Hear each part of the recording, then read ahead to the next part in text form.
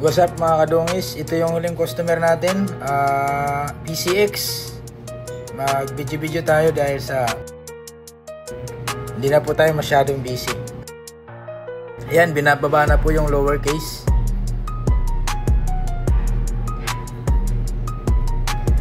Ayan, syempre bago natin lagyan ng bagong bearing, lilinisin muna natin. Sprayan natin ng pangtanggal ng kalawang.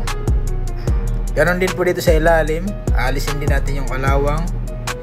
At sa taas, kasi puro kalawang po yan, nililinis din po natin yan para pag nilagay natin yung bagong bearing, talagang malinis. Kung makikita nyo mga boss, ayan, binabrush na po. Bagong bago pa yung B6 ni Busing.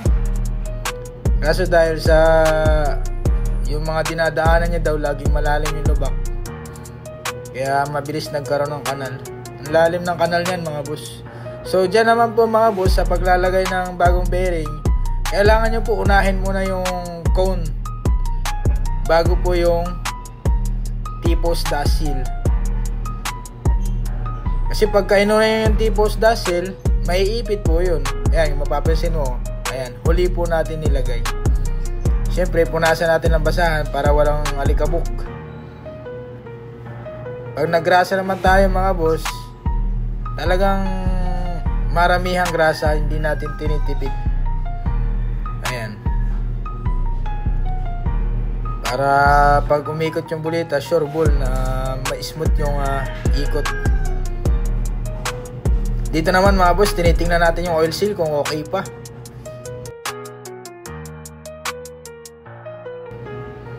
At yan naman po mga boss, naglalagay tayo ng cone up and down. Ipipress na po natin yan with proper tools po mga boss. Ayan. Kung makikita nyo mga boss, after ng press, lapat na lapat po. Oh.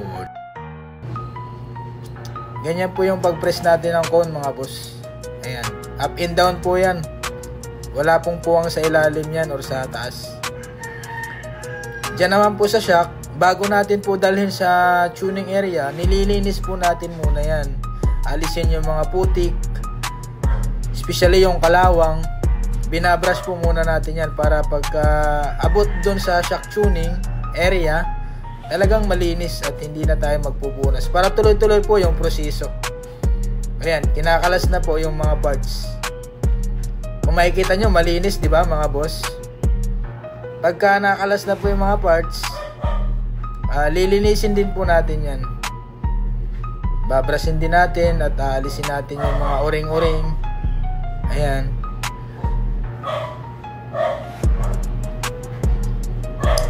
Kung makikita nyo mga boss, yung langis nya, napakaitim na po. Ayan o. Sobrang itim na po nyan.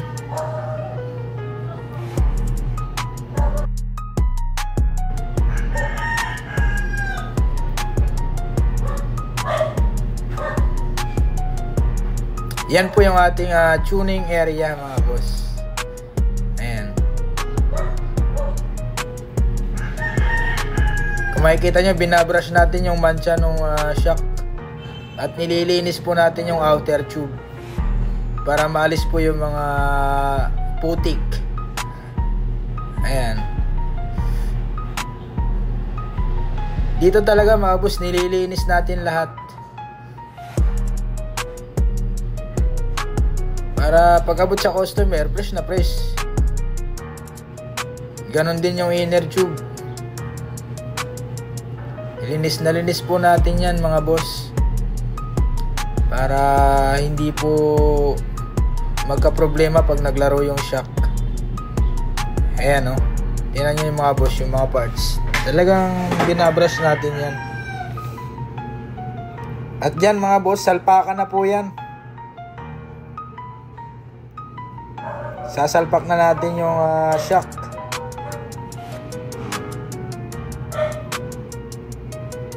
Ayan.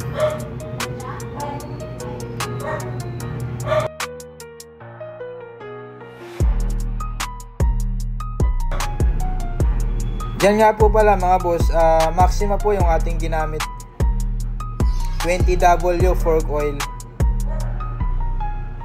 Diyan mga boss, i-bleed out lang po natin ng mga 15 times para at least mawala po talaga yung hangin at mawala talaga yung bula. 15 times po mga bossing,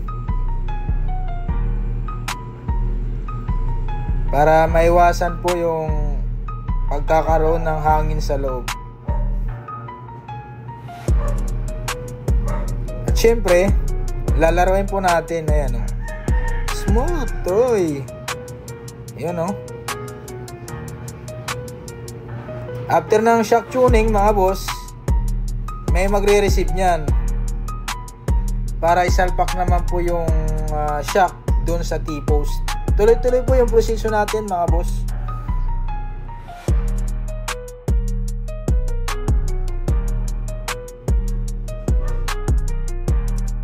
Kung mapapansin mo, i-install na po natin ulit. Babalik na natin yung T-post. Ayan. Dahan-dahan lang po mga boss, baka matukol po natin yung cone sa taas. Kailangan may sasalo sa taas. Diyan mga boss, sa paghihigpit, yan yung pinakamaselan. Kailangan po nakatools tayo talaga dyan, para yung higpit natin hindi na luluwag. Mahirap po yung pabalik-balik po tayo tapos hihigpitan na naman. Yun pong higpit natin, one time lang po nangyayari yan hanggang masira na po ulit yung ball race.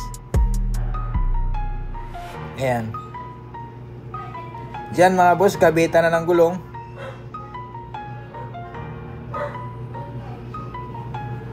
Ayan. Maya-maya lang po ay titest drive na po natin yan.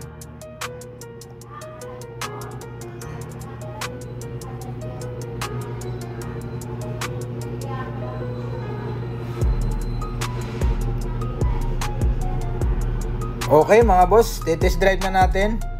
Ayan mga boss, tapos na po yung PCX natin gawin, yung ball race at saka yung shock tuning. Ayan, nilalaro natin yung play ng shock. Okay na. Yung ball race, wala nang kanal. Ngayon, titest drive naman natin sa labas kung kamusta naman yung kanyang driving. Smooth na ba? Tara.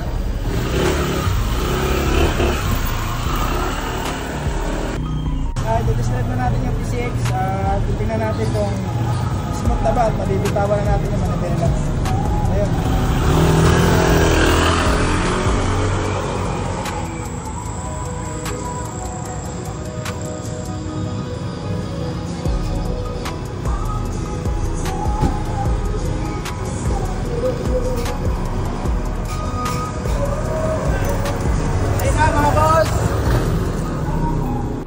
Dahil tapos na po natin i-test drive, si sir naman po yung sumubok.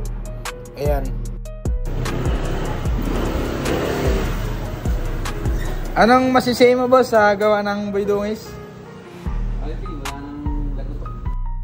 So ayan mga boss, na-test drive na si sir at okay na daw po.